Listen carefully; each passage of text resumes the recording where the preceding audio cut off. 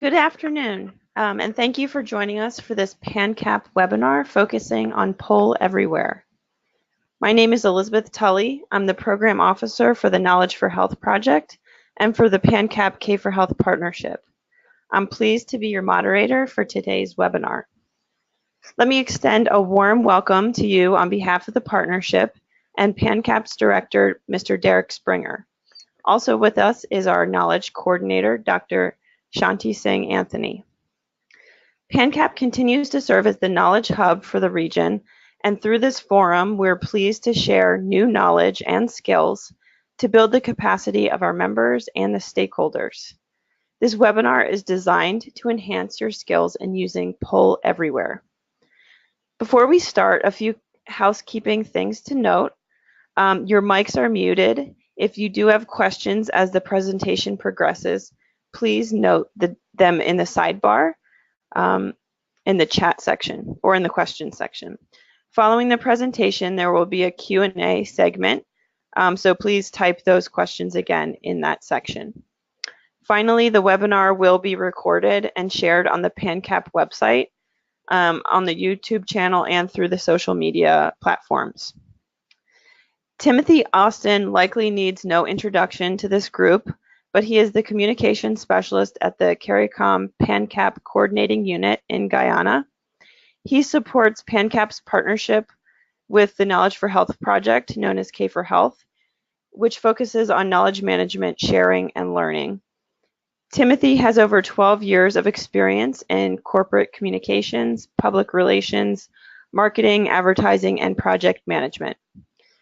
Timothy incorporates the live interactive audience participation program Poll Everywhere into all of the meetings he supports to poll audience members, gain insight into the success of events, and get feedback on how to improve elements of a meeting in the future. As the Poll Everywhere prodigy, he will be giving us a thorough orientation of this useful feedback tool and showing you how you can use it in your own work. With that, I'll turn it over to Timothy. Thank you so much, Elizabeth, for that fantastic introduction, and thanks for putting a lot of pressure on me. Okay, can everyone hear me clearly? Great, I'll just go ahead. Yes, Timothy. Fantastic. All right, so we're looking at Poll Everywhere, the virtual evaluation software. And as Elizabeth would have explained, we're focusing on its use as a tool for evaluation. And I have a brief introduction here for those of you who are new to Poll Everywhere. And it's a web-based audience response system that lets you collect instant audience responses in real time. The audience responds on the web or via text messages on their cell phones. So it allows you to poll your audience.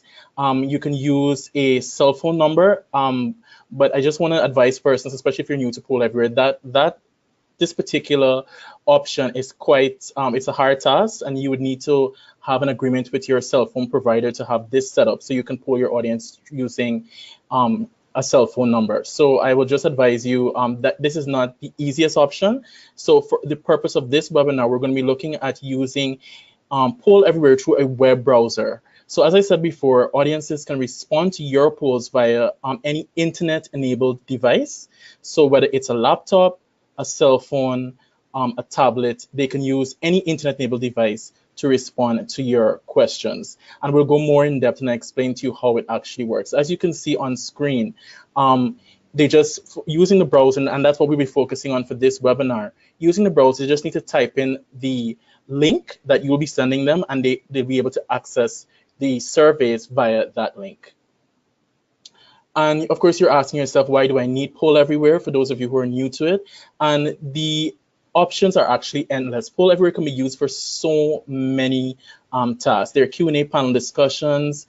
If you want to get some audience demographics, just ask your audience age, sex, location. You can use it for that. There's the option of using clickable images to get to know your audience better. Even if you just want to take an attendance poll, it can be used for that. Team cohesion icebreakers, or if you just want an icebreaker at the beginning of your meeting. Getting post-meeting feedback, team goal visualization. It can be used for team building activities, and we've used it quite a lot for brainstorming ideas as well. So it's an excellent tool for everything you see listed there. But as I said before, we're going to be focusing on using it for monitoring and evaluation. And you can use it for your monthly meetings, use it for training programs and activities, workshops, and seminars. And we use it quite a lot for our PanCap meetings, and it's proven to be a very effective tool for evaluating seminars, workshops, and meetings.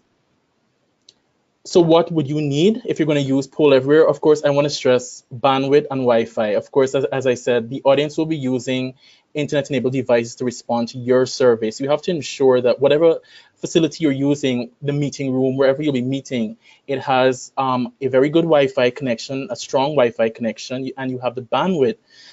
Say, for instance, your meeting has about 40 persons. You want to ensure that they'll be able to connect to their devices in the room to access the poll there. As I said, it's real time.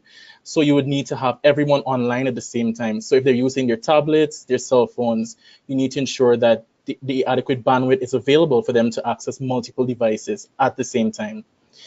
And what I need to mention here is that you'll also be able to project the results on screen as they respond to your questions. So you're going to need a large screen monitor or projector where you'll be able to actually show your audience how people are responding to your poll. So you want to ensure that whatever facility you're using, there's a large screen or a monitor there so that you can share with your audience how the entire room is responding to your poll.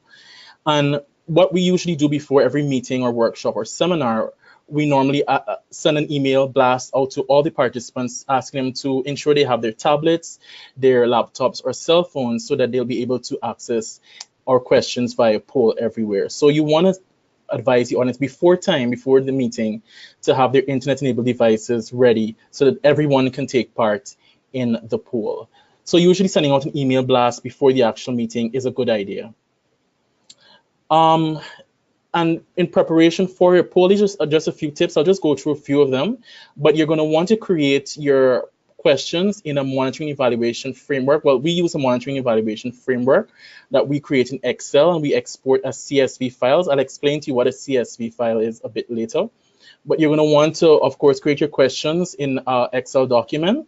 That's the easiest way for me. I'll explain to you how you can import that document into Poll Everywhere and actually have your survey prepared by the actual software. So beforehand, you want to, of course, have your questions ready in a framework so that you can quickly create your polls using the software. So I'll go in depth now as to how you can, if you're a first-time user, this is exactly what you need to do to create your Poll Everywhere account. So of course, you're going to go to the official Poll Everywhere page. That's polleverywhere.com. And of course, they'll ask you to enter your email or you create a username. And of course, you'll have to create a password. Following that, they'll give you an option to create a specific link for your surveys or your polls. And I'm going to stress that you need to pay keen attention to this particular part of creating your Poll Everywhere account, because once you create that link, it can't be changed. So you're going to want to create a link that's easy for persons to access, easy for persons to type, easy for persons to use. So for instance, our Poll Everywhere account is pollev.com, and every account will start with pollev.com and it's backslash PanCap, but you can create whatever it is, whether it's the National AIDS Program Belize, whether it's K for Health. After that backslash, you need to include your specific name there, and you're going to want to keep it very crisp, very clear, so persons can quickly identify that this is your Poll Everywhere link. So pay special attention when you create your account to this part of your task, because once you create that link, it can't be changed, and you want to create something that everyone can easily identify and easily use. And this is the welcome interface you'll be greeted with when you create your Poll Everywhere account. And I want to stress here, this is why I particularly love Poll Everywhere. It's a fantastic, it's a fantastic software because it allows you to, it's extremely user-friendly. And this is the interface that you'll actually see when you create your account. And if I can just exit here, I can probably show you through a live demonstration. Right, this is your interface, and you have, of course, your polls listed. It will show you the amount of participants. I don't know if you can follow along where my cursor is, but it will show you the amount of participants that will be in the poll when it's actually live. And of course, it has your reports, which you'll generate following your Poll Everywhere survey. The interface is very easy to use, very user-friendly, and I'll go step by step into how you start creating your polls from scratch.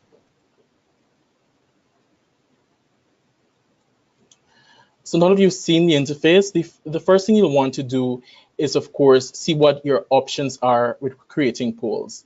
And the fantastic thing about Poll Everywhere is that there's actually right below your create and import buttons under My Polls and Account Polls, you'll see there's the examples there. You click there and they actually go through everything you can use for Poll Everywhere.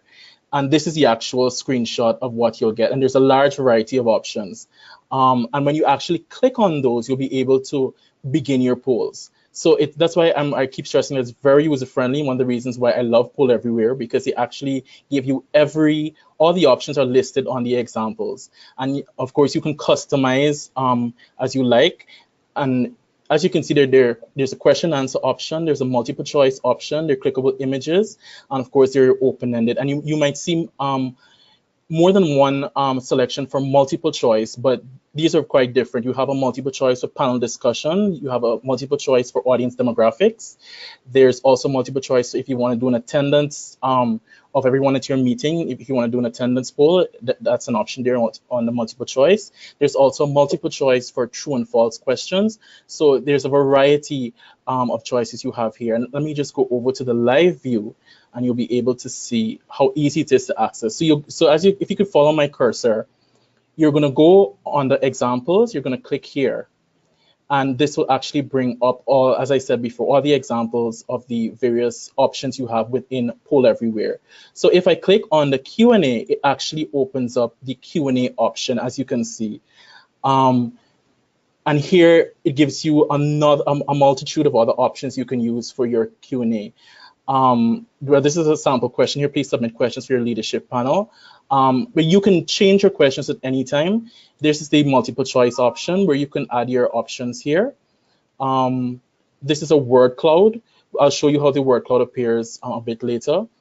As I said, you have your Q&A, you have your rank order, and I'm a big fan of rank order. For example, if you have if you're doing a webinar, if you're doing a seminar or a meeting and you have various objectives and you want to know how does your audience feel about those objectives and how would they rank those objectives and how they should be achieved at the meeting, you can use the rank order. Just list your objectives here. And I'll just quickly type these in.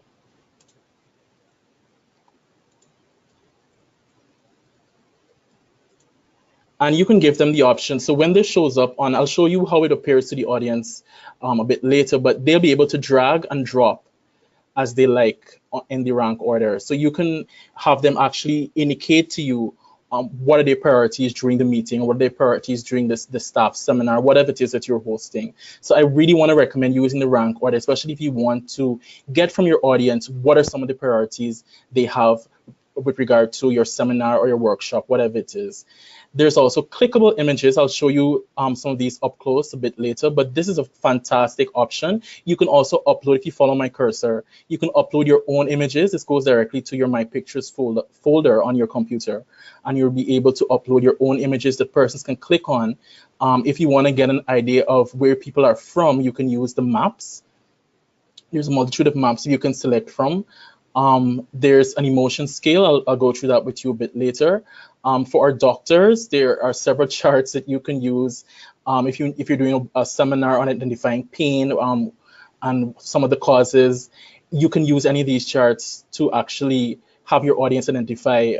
You can even give a quiz and have them click and see exactly if they're going right or if they're going wrong. So there's a multitude of options here for your clickable image. Again, this is another one you can use if you're a dentist. But as I said before, these are options in the program, but you can upload your own images, and there are endless options with regard to that. You can also do your survey, which will allow you to have multiple questions at the same time. I'll go in more in depth into that a bit later. There are also open-ended questions, and these will show up. You can use a text wall to have these appear. But I just wanted to showcase you the multitude of options that you have with regard to Poll Everywhere. And as I said before, you just need to click on examples, and they'll actually you can go through each one, and you can select the one that's best for your event. It's really fantastic that they gave us the examples right on the homepage, and you can click and actually access them and begin creating your questions. So if I just go back to the presentation, and you can input, as I said before, you can input your questions manually, but that's the hard way. So I'll go through with you how you can use a CSV file, import a CSV file in order to have your questions put into Poll Everywhere the fastest way possible. So there's the manual option, and what I explained to you now is how you can create your poll using a CSV template. So what you'll want to do, the Poll Everywhere actually gives you a CSV template. It's in the actual program, and you have to follow this template in order to be able to import your questions into the Poll Everywhere software. And you're gonna just follow where the arrow is. You're gonna click on import, and that'll actually take you to the template. And if I can just go to the live view, you'll be able to see how that works. So you click on import, if you can follow along with my cursor. And right below this, you'll see download a CSV template. You click here, and they actually give you the full template. So they're doing quite a lot of work for you. So the template opens, and as you can see, it has several options available to you. It has the activity, the type, which is your actual question. It has the title. It has the options. Of course, if you're doing multiple choice questions, you're going to have to put in several options for persons to select. So it's here for you. So you need to just follow this template and so your activity, whether it's a poll. On the type, you have to select whether it's an open-ended question or a multiple choice. And sorry, I meant to say the title actually has your question. So on the title, you'll put your actual question here, and you just list those and have your options available for each question. So this is the actual template that you can download right in the Poll Everywhere software. Of course, you're going to want to save that and have it available to upload. So it's quite easy. As I said before, you just click download a CSV template, and it's right here for you in the software. You just enter your questions, and it's as simple as that. Right, so if we can just go back to the PowerPoint. So you click, as I said before, you click on download CSV template, and it provides you with that template. What I normally like to do is create my questions in an Excel document using the same template, and then I export as a CSV file. So as you can see, this is a CSV file I have on screen, but I just wanted to share a tip with you. If you're using the CSV files, do not use multiple tabs in CSV. Only one tab will be exported at a time, and your other data will be lost. So use a single CSV file for each set of questions. So if you're exporting from Excel, of course, you're going to want to ensure that you save it as separate CSV files. If I can just show you an example show a live demo. These are my questions using the same template that I would have downloaded in Poll Everywhere. I'm going to go to Save As, if you can follow along with me using the cursor. And on the Save As type, you're going to select CSV, right. So as you can see, the CSV option is right there, and you click on that, and you'll be able to save your actual CSV file. All right, and you, of course, ensure if you have multiple tabs. For instance, as you can see in this Excel document, I have this event was a 2-day event. So I have questions for day 1 and I have questions for day 2. So you're going to save each of these sheets as separate CSV files. Because as I said before, if you're using the CSV and not Excel, you can lose data if you have multiple tabs in the CSV file. I hope that was clear, but if you're not entirely clear, of course, you can ask questions and I'll try to clarify. So of course, you're going to populate your CSV file with your questions, and you'll be able to actually import that into the Poll Everywhere software. And I'm stressing again, export each CSV file as a single CSV file. Ensure that you save each CSV file as a separate file so that no data is lost. Right, and I went through this before in the live demonstration, so it's very easy to just save if you're using Excel, to save your Excel document as a CSV file. And here we are. This is where you can click on select file from your computer. So you would have saved your CSV file on your computer. This is where you'll actually be able to find that file and you import it into Poll Everywhere, right? And as you can see from the top, it says import polls from a CSV file. So you find a file on your system and you'll be able to import it. Here I'm going to select CSV day 1. I'm just going to click on open. I'll be able to import that file. And there you go. As soon as you click import, your file is actually brought up on screen as a survey within Poll Everywhere. So your questions automatically load from your CSV file. And here you can make changes. If you see any mistakes, you'll be able to correct those mistakes. So it's quite a fantastic program because your questions load quickly. Easily you can import a CSV file. And that's why I was saying it's better to use a CSV file rather than having manual input, because this is the fastest way to get it done.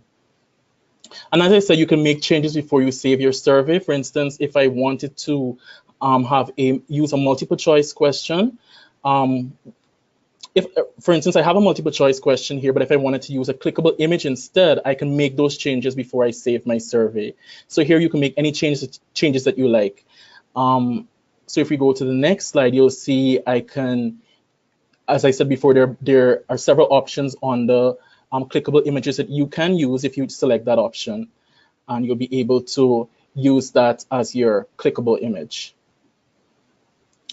For instance, here I'm going to select the emotion scale, and this is really good for persons. If you just want general feedback about your meeting, this is a perfect option.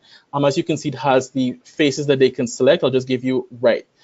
This is a close-up look at what the emotion scale looks like.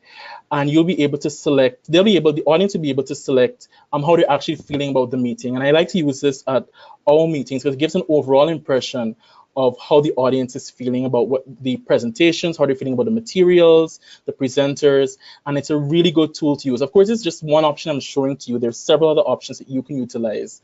But for instance, if you just don't want to have your options listed, for instance, using this emotion scale, I use the written options of excellent, good, average, poor, very poor. These are multiple choices. But to make it more interesting for your audience, it's best to use the actual emotion scale.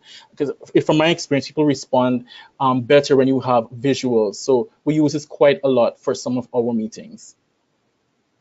So as I said, you make your changes, you make any corrections that you'd like to make, and then you just click import, and your questions will appear in your Poll Everywhere software. And this part I need to go through very slowly with you because your questions will appear in the ungrouped section. So whatever questions you already had listed, if you're new to Poll Everywhere, of course, those will be the only questions that you'll see. But if you have other polls there before, these will be grouped with those. So when it's imported, it goes under the ungrouped section. You then have to select each question and put them into a group. So as you can see here, I've selected all my questions that I need to have in my survey. So these are selected, and I'm going to have to go to the top of the menu bar where you'll see group. I just click on that, and I'll be able to create your questions will appear as a new group. So it's quite easy. So once you select those questions, you just click on group, and when that's finished, it appears, the title at the top will appear as a new group, but you can rename that group. And I want to stress here that you're going to give it a name that is very precise. You don't want to give it something that can be easily mistaken. So you want to ensure that whatever name you give the group, if it's the name of the the seminar or the workshop, just ensure you give it a name that people can easily identify. So you just click rename, and this option comes up so that you can change the name of the group. So as you can see, I have here, it's a youth meeting. I'm just going to click on update name, and that will allow me to change the name of the group. So it's easily identifiable. And I want to stress here as well, because whatever name you give to this group, this is a name that will appear on the audience's view when they're actually doing the survey, I'll show you that a bit later, but they'll actually see an opening page, and the name of whatever name you give this group will appear at the very top of the very first page of the survey. So you want to ensure that the name is professional, it's the actual name of the meeting, whatever it is. You don't want to give it something that doesn't clearly identify what's the purpose of the survey. So of course, just take your time when you're creating your group names. Right. And I just want to explain here, if you're going to use Poll Everywhere and you want to ask one question at a time, you can leave your survey as a group, because when you import your questions into Poll Everywhere, they're imported as a group of questions. You can then turn that group of questions into a survey, but if you're going to ask one question at a time, just have one question on screen at a time, you can use the group setting, and you can do that by clicking this. This is what the actual interface looks like. You're going to click on the activate poll icon that you see here. I try to blow it up so you can see how that actually looks, and this allows you to go live with your questions. So you're going to click on one of those. But with the group setting, you can only click on one question at a time. So if I click on these, once I click another question, the other question would be deactivated. So for the group questions, only one question can be sent to the audience at a time. I'll show you how to use your survey setting so the audience can answer multiple questions at the same time a bit later. But I just want to stress here that once you click on this icon, I hope everybody can see it clearly, this activates your poll. So when it goes green, that indicates to you that your poll is now live and your audience can respond to your questions. Now, as I said before, to activate multiple questions simultaneously, you need to convert your group, which we've just created, into a survey. So that's quite easy to do. You just go again to the very top of the title bar where it has the name of your meeting, and you're going to click on Convert to Survey. And once that is done, your survey would have been created, and you'll be able to activate multiple questions at the same time. So the audience will go from question 1 to 12, whatever it is, at the same time. This is an easy option, of course, if you're using your Poll Everywhere for surveys. And as I said before, the green indicates that your survey is live. So here you have it. I've converted my poll to a survey, and it's now live. As you can see, as I said, the green indicates that the questions are now available for so if they're using their tablets, if they're using their cell phones, they can now see these questions live on screen. So, and the option is also there to convert to a group. So if you just want to activate one question at a time, you can convert back to a group. So there's several options that you can utilize. But for us, we do mostly surveys. So this is an easy option for us to have our audience respond to multiple questions at the same time.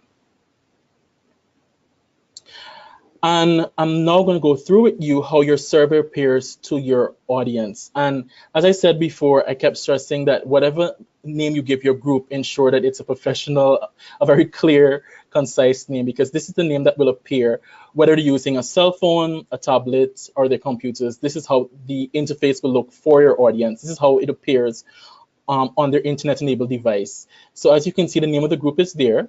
It indicates how many questions, and there's this button, if you can follow my cursor, will allow them to click and they can start their survey.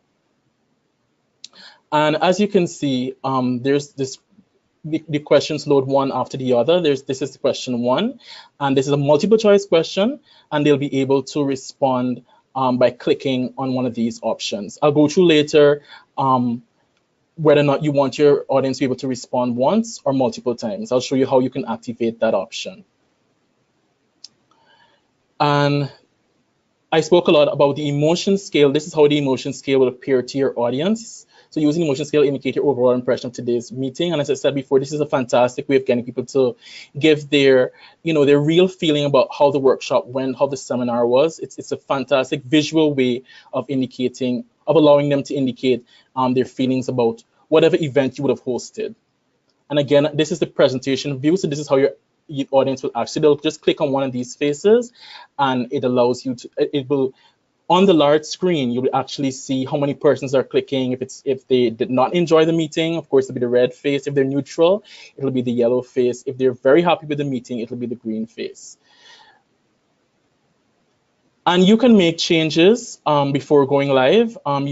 So as I said before, you're going to want to have a large screen or a monitor because as they respond to those questions, you log into your Poll Everywhere account and you can go have the responses projected on a large screen in the room. So everyone in the room can actually see how people feel about the meeting or how people are responding to some of the questions. So as you can see, this is what they'll actually see on screen. And the sidebar that you see here is it's your visual settings. You can change as well how people view the feedback that you're getting from your audience. And you can use a bar chart. I hope everybody can see this clear. There's the option of a bar chart, there's a column chart, and of course there's a donut chart. What you're seeing here is a sample of a bar chart. This is taken from one of our recent meetings. So you can see, of course, when people start responding, you'll actually see the bars highlighted here. And what I did here was zoom into your response options. So you actually get to see, you can make changes, and that bar is right at the side here. You can make changes to how people can respond to your survey. So you just click on response settings, and you can select whether or not each person may respond one at a time, up to one time, or they can respond as many times as they like. You can make changes, and there are a multitude of options. I won't go through each one. As you create your Poll Everywhere survey, you'll be able to see what some of the options that are there. There are endless options in terms of how your audience can respond. So you can decide. The audience can even go back into the questions and change answers, but you have to select that on you just click on configure and click on response settings, and you have those options there, and they'll be able to reply. They'll be able to make changes to the response. If they don't like what they would have said initially, they can go back into the questions and make changes. But of course, you as the administrator, you'll be able to give them those options. So as I said, it's right at the corner on the configure, click on response settings, and you can select how you like your audience to respond. There are also other settings. I wouldn't go through each of them. You can put audience restrictions. You can even have your audience give code names or screen names. Of course, most polls, you can have your poll. We do confidential polling, so there are no names. We don't know who's responding, we just know what they're saying. But you can allow your audience to give an ID before they respond to the poll. They can give a screen name, they can give their actual names, but you make that choice as the facilitator. So as I said before, as people begin to respond to your poll, of course, you'll have your large screen in the room, and this is what it looks like. This is a screenshot I took of an actual poll that was done recently at one of our meetings, and you can see how the results will appear to the audience. Right now, as you can see, we have the strongly agree and agree running neck and neck. So this is how it appears, and this is using the bar chart setting. But as I said before, there are multiple other options that you have that you can utilize to show your audience what the results are of your poll. Here I've highlighted how you can actually do that. You click on the paintbrush, that's the option that's right at the very top of the interface. You click there and it gives you the option of whether you want a bar chart, a column chart, or a donut chart. This allows you to, by clicking on the paintbrush, all your options are highlighted. You can even change the color scheme. You can use a heat map. You can change the font, the title, and as I said, you can choose how people respond. But the options are all there for you when you click on the paintbrush. And here I've selected the column chart, and you're actually able to see how people are responding to the survey using the column chart. This is a screenshot of the donut chart. So this is what the donut, if you want to use a donut option, the donut chart option instead, it's very clear. It gives your audience a clear idea of how people are responding to the poll, what they're actually saying. So as I said before, there are a variety of options that you can use for your presentation or how your audience will see the responses from the other audience members. This is one of my favorites. This is a text wall, and this allows audiences to actually write. You can use it for your open-ended questions. If you have an open-ended question in your survey, when you're presenting that question to the audience members, you're going to want to use a text wall. And this is what the text wall looks like. It allows persons to type sentences, messages, whatever it is, and this is how it appears on screen. And this is one that was taken from one of our youth meetings, where we asked some of the participants, why are you at this meeting? As you can see, they gave a variety of responses: new perspectives, understanding issues, because sexual reproductive health continues to be a major issue in my country, and I want to help to change that. So this is a fantastic way of getting qualitative data. I really like the text wall because it allows you to really get an idea of how people feel about some of the issues that you're talking about in your seminar or your meeting. So again, if you have an open-ended question, I advise when you're presenting that question on your large screen with your responses, you can use a text wall to present that information. There's also the word cloud. It works quite well most of the time, but if they're long sentences, don't use the word cloud. And I think I selected this option deliberately so you can see that if you have long sentences like this, you don't use the word cloud because it just looks jumbled when you present that. If you have lengthy sentences, use the text wall.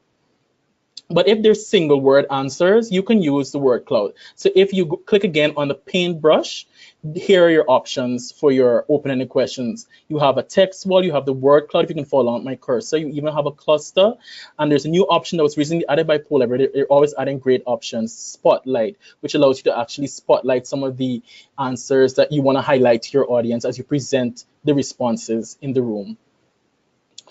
So as I said, I can't stress enough, if you have long sentences, don't use a word cloud, use a text wall. You can see that there's a big difference. You can easily read this as opposed to this. And now we're coming down towards the end, how to create your report in Poll Everywhere. So you would have polled your audience, you would have created your questions, you would have polled your audience. And one of the fantastic things about Poll Everywhere is that it does your actual reports for you. So what you need to do is highlight your questions. So here are my questions listed here. If you can follow on my cursor. Here are my questions listed here. I'm going to click on these or just highlight the entire survey. As you can see, those are selected. And at the very top of your interface, there's report. You click on report after highlighting your questions, and it's quite easy. It gives you options as to how you want to present that report. And here are your options. You have the executive summary, you have the response pivot table, you have the gradebook, you have participant response history, you have survey results.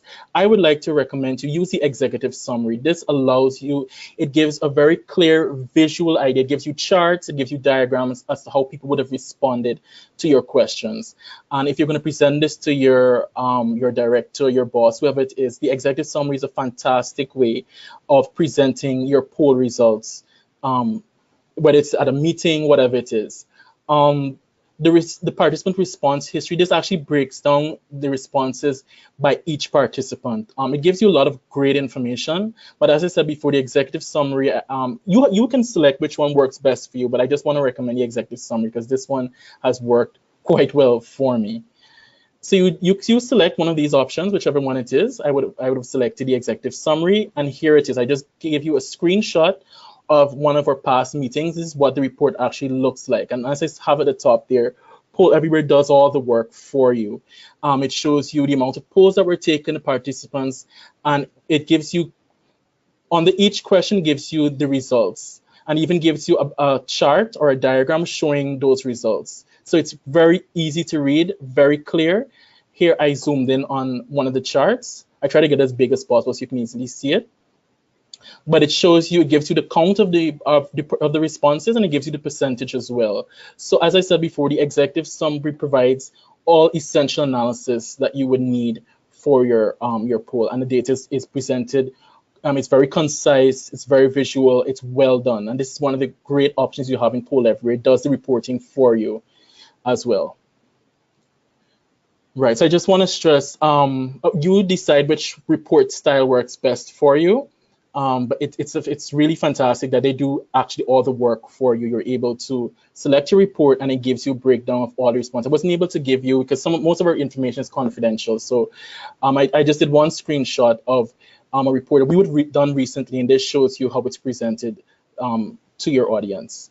So as you can see, the executive summary, as I said before, I can recommend this over and over because it's an easy, concise way to present your data. So I hope it was clear how you can just click on report and your response are quickly tabulated by Poll Everywhere and actually creates a report for you. If you have any questions about that, please again type that in the question bar. And I just want to before we close, I just want to recommend the audience can respond faster to your polls there's a new Poll Everywhere app for Android devices and for Apple devices as well. And this allows your audience to quickly, we recently used this at one of our meetings, and it allowed the audience to quickly access polls. As you can see, this is a screenshot of my actual phone. And this is the app. It allows you to just quickly type PanCap after pollev.com. You just type PanCap, and it allows them to join. Once you click on that, as I showed you the icon, to go live, they'll be able to access your questions via the app. And it's a quick, fast way for them to access your polls using the app. So I can't recommend this enough. As I said before, it's available in the Google Play Store or the Apple Store. So there's no reason for your audience members not to have it. And as I said before, we usually send out an email blast advising persons to have their internet-enabled devices. You can also send out an email explaining to them that they can access the polls faster using the Poll Everywhere app. So I want to recommend you do this for your next, once you start using Poll Everywhere, you can do this for your next meeting. You can also add a countdown timer. This is just another tip I wanted to leave with you, a countdown timer on your poll, and you just run your cursor. You just hover your cursor over your charts, and it brings up the option to have a timer. So you can actually time how actually give your participants amount of time to respond. So if you have a particular question you're giving a prize for whatnot, you want people to finish a particular time, you can create a timer by just clicking the option there, and it allows you the poll will be closed when the timer runs out. It's a great option if you just want to keep some excitement in the room. Let me see if I can go to the live view and I can probably show you how it works. But it's a fantastic option if you just want your audiences to respond quickly. You want to get your information as fast as possible. Especially if you have limited time, you can use the timer for that option. Let me see if I can just click on one of these questions and I can show you how to activate the timer. Right, so as you can see, I hope you're following along with the cursor. Just look at the left hand of your screen. The timer is there, and you can enter how much time you want to give your audience members to respond to that question. As you can see, I have entered the time there. I gave them about 2 minutes, and you activate that. You start the timer. As you can see, the options are to start the timer, and they'll be given only that time to respond. Once that time runs out, the polls will be closed. So it's a fantastic way to get your audience more engaged, especially if they know there's a countdown. You can get your audience more engaged by using the timer. So I want to recommend that. And of course, you might be curious about the pricing packages. There are quite a lot of options. Of course, there's a free version, but just to caution you that the free version only accommodates about 25 persons. So you want to choose a pricing package that suits your event, your seminar, your workshop, whatever it is. Make a smart choice in terms of what you select. If you're using it just for your staff, it's on the 25 persons. You can use a free version, that's fine. But if you have a meeting with a large amount of respondents or participants, you'll probably have to upgrade to one of the paid options in Poll Everywhere. But you just the pricing is available right there when you sign up for free. Of course, they allow you to sign up for free. There's no payment to sign up for a Poll Everywhere account. But when you go in, you can see the other options that are available to you if you want to have a paid account. And that's about it. I hope I was as clear as possible. But if you have any questions, I'm happy to answer those questions. Thank you so much, Timothy, for that thorough orientation of Poll Everywhere. We have a few minutes left, so I'm pleased to open it up for the Q&A portion of the webinar. So please, if you do have questions, start sending them in through the questions section of the GoToWebinar panel. And while we wait for that, Timothy, as you were going through, I was wondering if you could tell us about what are your most successful examples or favorite examples of when you used Poll Everywhere in a meeting. And why did you think of it as a successful example? What does that look like? Well, the one I can think of right off my head, like I mentioned, we recently had a meeting for some youth leaders in the Caribbean, and we used a text wall. And of course, dealing with young people, they love using technology. So we were able to actually bring their, as they typed their response on their phones, on their tablets, on their computers, we were actually able to bring those responses up on screen. And I actually have a screenshot of it right now. That's on your screen, and to see their reaction to, they would just type this into their cell phone to have it up on the big large screen. I saw the expression on their faces. I saw how enthusiastic they were. So it's a really good app for old or young. If you just want to have a lot of participation, rather than just having a regular survey printed on paper, you can actually have your survey done via cell phone, via a computer or tablet, and have your responses in real time. So that's one I can think of right away. Just seeing the expressions from our participants when they see the responses up on screen, they're so excited about it. That gives me a great feeling about using Poll Everywhere, and that's why I know it's a really fantastic piece of software that can be used for getting, especially if you want qualitative data. As you can see on screen, you get so much information when people, whether they use a text wall, whether they use a word cloud. So that's an example I can think of. Thanks, Timothy. Yeah, anytime I'm at a meeting where there's Poll Everywhere, I love to interact, with the software and send in my answers. So I think it's a great tool, and it gets people really feeling like they're part of a meeting and interacting. In that explanation, we have not had any questions come through. Oh,